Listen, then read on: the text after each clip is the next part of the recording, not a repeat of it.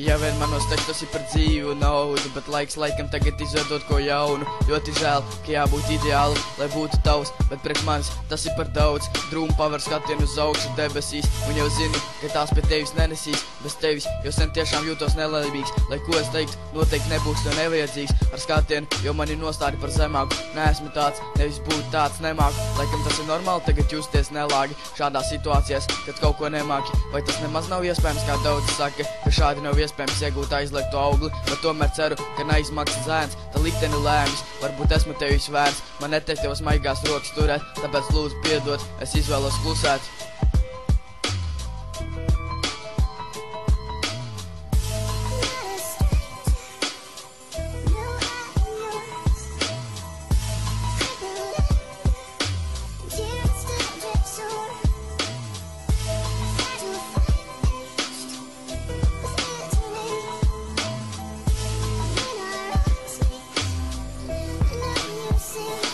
Stāvi, bet es sēžu, un sāpni ir tālu. Tev vienalga, tas iedragā manu morāli. Sēžu aplājis ar pelēkiem dūmiem, drūmiem mirkļiem, visu laiku tupot pa stūriem. Skābas domas no nikotīna un dervas, der tas tikai tad, kad man vaļā rētas. Vēs paliek no šīs trakās rutīnas, bieži redzu smaidu un redzu tavas kustības. Daudz saka, ka dzīvot bez tā nevar, ne par ko, lūdzu vecīt netrako. Gan jau arī tā bez tevis turpināsies, nāksies doties tur, kur labāk tev klāsies. Vai tici, ļoti ceru, ka šobrīd kļūdos, sajūta tāda, ka līdz ceļā jau sūdos. Tātad sūdzos jums, nu tad lai notiek, nevaru pavēlēt sirdī, kur lai tevi noliek. Klausos rītos obis tīrot, vērot izleni, kā ūdens lēnām aiztek projām, nopietni.